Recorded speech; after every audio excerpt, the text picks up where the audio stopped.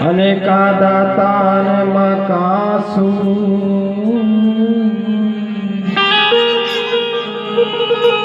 નહીં તો રેજે માતું આજણી તારો મત ગુમાવીશનો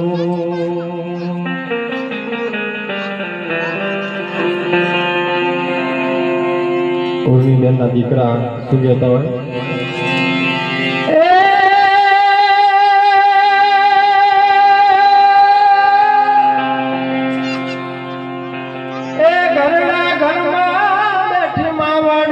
કે કાગળિયા